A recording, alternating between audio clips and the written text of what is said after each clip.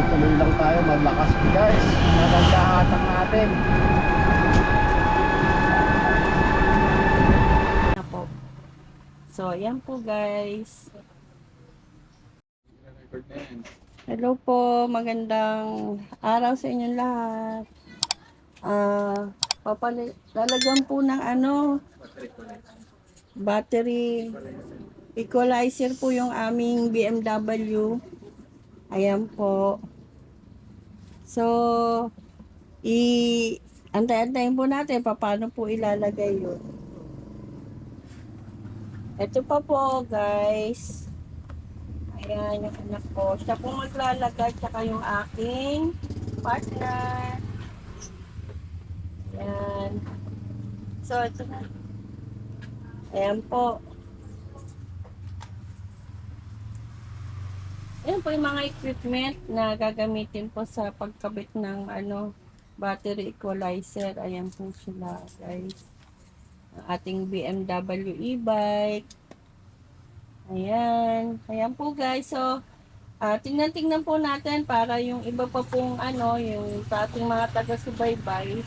Pwede po kayong tumingin sa aming channel para kung gusto nyo rin po maglagay ng battery equalizer sa inyong BMW e-bike, ayan na po.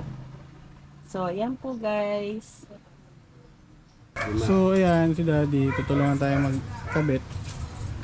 And kasi mas maraming tools yan si Daddy tsaka knowledge para magkabit ng mga gantong bagay. Tuto lang din tayo eh. Okay. Sige. Saan natin yung una natin? Ito. Ito yung negative ba?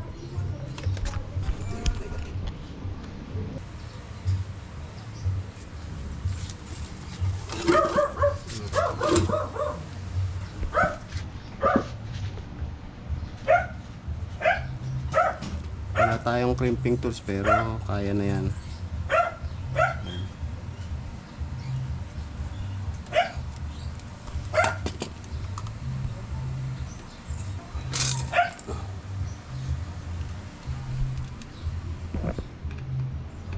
Plain Daddy eh. Yan, kakabitan natin yung kanyang negative. Sa ilalim nyo na lang kabit ha, kasi pag dito sa ibabaw, lulusot lang dun sa cup. So, kaya inilalim ko na lang. Tapos i-ano nyo Daddy kasi lulusot lang natin siya dito sa may butas ng takip eh. Para tansyan nyo na siguro dito na lang natin yan. Ganyan. Tapos, the rest red na. Salamat.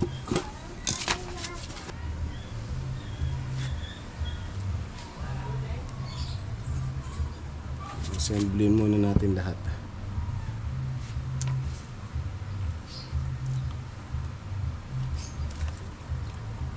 Mas maganda sana guys kung may crimping tools kayo eh. Wala kaming crimping tools kaya tsagain na natin tong price. Tibay naman yan.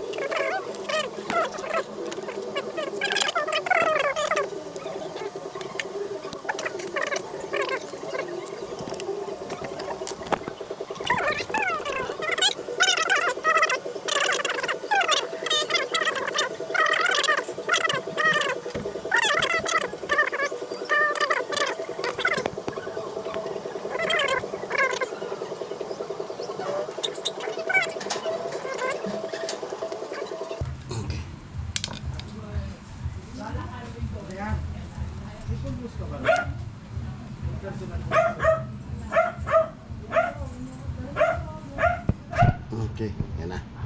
Kunti na lang. Hello guys. Ito na si partner. May ginagawa na sa ating BMW e-bike.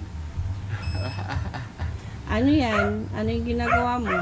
Kinakabitan natin ng battery equalizer para ang pag-drain ng battery niya sabay-sabay, hindi yung kung ano yung nasa unahang portion siya lang yung nagde-drain. Makakatulong yan sa health ng battery at sa itatagal ng battery para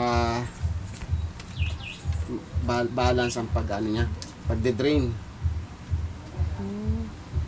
Mapapabilis pa niya yung ano. Sa bilis, hindi. Pero sa tagal, sa ganda ng battery health, okay yan. Mga magkano naman ay naabot mo? Ito, nabili ko siya ng 700 plus sa online, Shopee. Pero necessary yan sa ano kasi sa battery. Marami pa tayong gagawin diyan sa ano mo, BMW mo, e-bike. Mga ilang buwan itatagal niya, matagal din. Alin? Ito? Itatagal? Hindi naman siya mauubos. Hindi agad nasisira. Hindi. Ito yon. Ito yung tumutulong sa pag-balance ng power ng battery sa output niya, sa pag-input. Siya yung parang kumbaga sa Life VO4, siya yung battery management system, BMS. Siya yung responsible sa pag-aalaga ng baterya mo. Ganun. Ganun yung simpleng paliwanag niya. Kasi kung di mo alagaan yung battery mo, hindi palagi kang made-drain. Palagi tayong maanuhan ng baterya, mauubusan, nang wala sa lugar. Okay. Guys, naikabit na natin lahat yung ano. Yan. So, ilabas na natin dito para ma-i-attach na natin yung ano. Yung kaya lang dapat talaga, alam mo ko to kung saan ito yung ano, no? Kung mahaba, ano? I-try nyo muna ilapit ng ganyan para makakita nyo. Yan, sige, para makikita natin. Ano, pwede naman pala. Yan. Sarap. Tapos ito kunin muna natin. Hindi, ito muna yung black. Yan. Ito lang. Ito. Ang kanyang negative. Guys. Basta guys yung black sa negative yan. Yung pinakadulo. Yun yun. Yan guys, oh. Makikita nyo naman siya, eh. Yan. Yan ang negative niya. May label mo yan? Wala eh, pero sa ganitong klase dito yan eh. Yan. Tandaan nyo na lang. Kasi siya lang naman lagi yung pinakadulo. Eto, kung makikita nyo, dito siya. Dito yung kanyang pasok, tapos sunod-sunod na yan positive. Okay. Positive ng battery.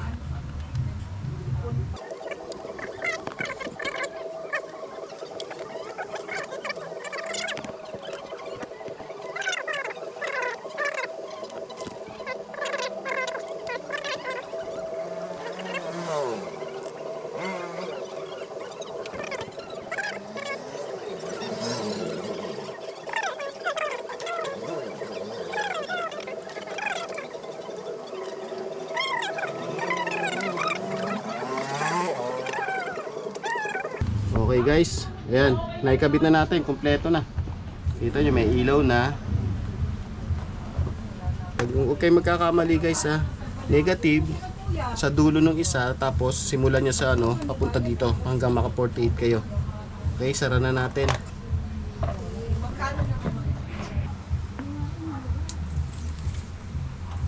After nito guys, ano, bang-abangan niya yung upgrade. Pag nakaipon-ipon ng pera, baka palitan naman natin ng controller. Kasi medyo mahina yung controller natin. Medyo lugi tayo sa ahunan. So, kailangan natin ng maganda-gandang controller and battery. abangan nyo yung pag-upgrade natin ng Life P Oppo. Gagawa natin yan ng Life P Oppo battery. Okay guys, tapos na. May double tape adhesive para hindi siya at least nabubuksan pa rin, matayang buhatin. Diba? Okay guys. Ito guys, install na natin guys. Medyo lang to. Ingat lang kayo at baka may mga ma-disconnect na wires. Pero madali lang naman yan. Kaya nyo yan. Okay guys, yan. Kabit na natin. Okay.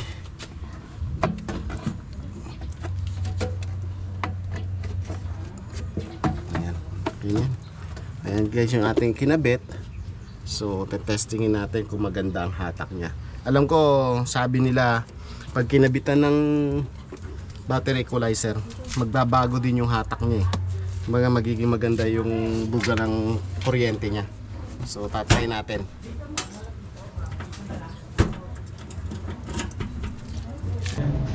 Ayan guys. Meron na kaming electric fan sa BMW namin. Wala pang ano yan? Wala pang power kasi hinihintay ko pa yung back converter. Nilagay pa lang. Okay, ready na ba tayo? Ready na. Tayo na. Papasok na po ako guys sa trabaho. Kahatid na tayo ni partner. Testingin natin ngayon guys yung yung kinabit natin na battery equalizer. Kung magbabago ba yun, kung nagbago ba yung hatak ng motor. Pero feeling ko nagbago, maganda yung bitaw eh. Malalaman natin yan pag mabilis tayo mamaya pag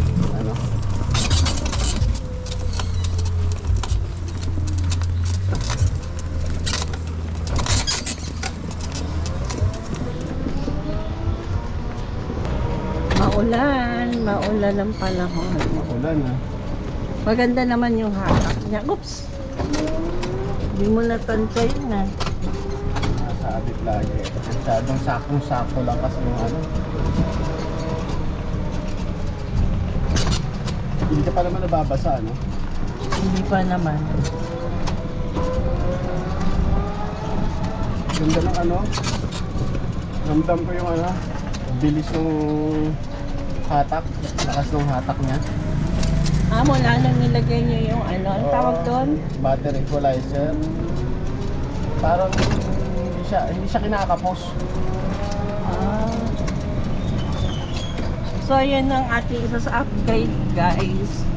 Naglagay sila ng battery equalizer sa ating BMW e-bike. Yan.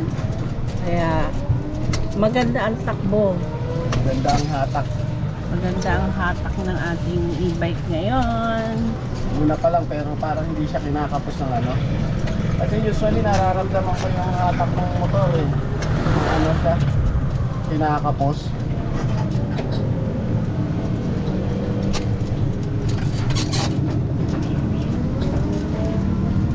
Maganda talaga pagka may equalizer.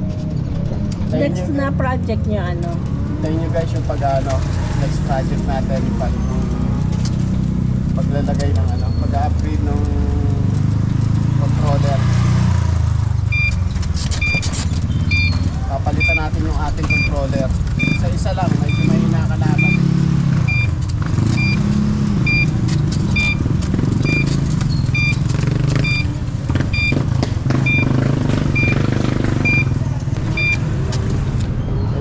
Palitan natin ng controller kasi ang nakalagay dun sa controller niya, pag-check natin kanina 1,500 watts, pero feeling ko sa liit niya maliit kasi, nalilitan ako, parang nasa 800 lang yung watts ng controller eh.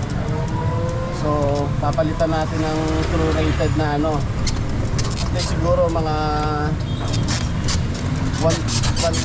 2,000 watts, okay na yon. Para saan naman yung controller? Yun yung yun yung bumubuga ng ng kuryente sa motor para hindi siya kinakapos. Kumbaga malaki yung capacity na kaya niyang ibubuga hanggang 2,000 watts. Feeling ko yung nakakabit ano lang eh, mga 800 watts lang yun eh. Ba't Kaya minsan kahit sa ahonan, medyo nahihirapan tayo. Medyo kinakapos. Tapos yung motor pa niya, isa pa. Problema, ano, nakalagay din sa motor is sa may 1,500. Pero feeling ko ano eh, nasa 800 watts to 1,000 watts lang yan eh. Eto na guys yung ano, naka number 2 tayo. Tuloy-tuloy lang tayo, maglakas guys. Nagagahatan natin.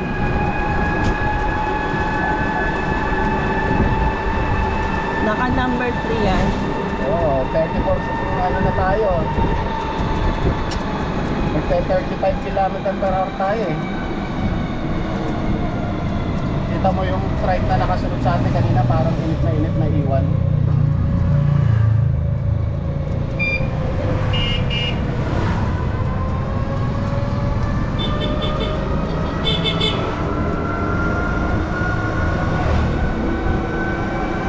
So, ayan yung naging resulta ng paglalagay niyo ng ano, nung kinakabit na kanina.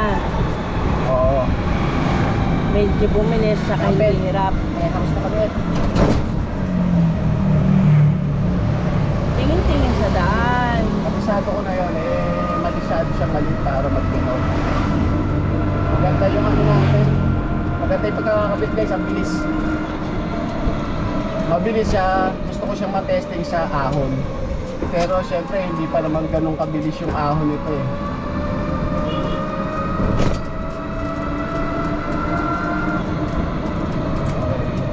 Hindi ako na magmabilis guys. Hindi naman talaga ako mabilis magpatakbo. Testing ko lang. Kamukha nun guys, tingnan nyo. Nagmamax siya sa ano. Naka full throttle ako, 35 km/h tayo.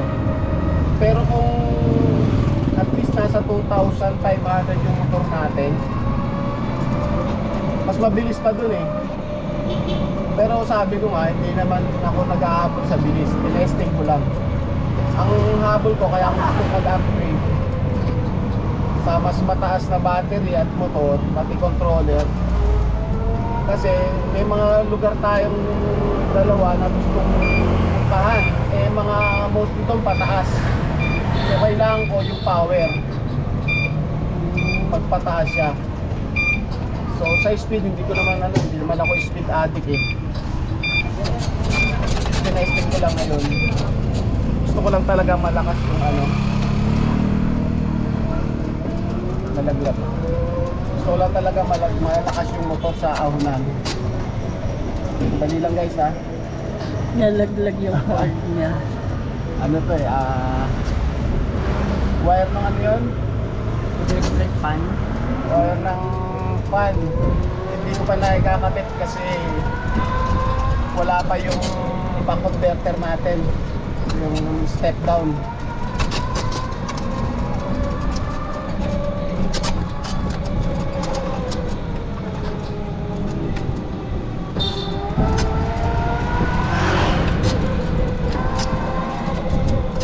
Pag siguro baka bukas or the next day. Ano ba bukas? Anong date? Ano, 13. Kasi galing ng China eh. Baka 13 or 15 na darating yun. Kaya mga 2 days pa.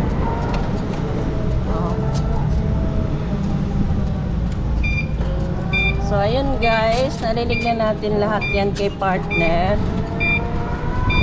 So, ayun na, na-testing na yung pinabit nila kanina. So, see you next vlog na lang tayo guys. Maraming salamat po sa pag-watch nyo sa aming channel, Claire Geronimo channel. Paki-like and share, subscribe na lang po. Maraming salamat po. See you next vlog guys. Bye.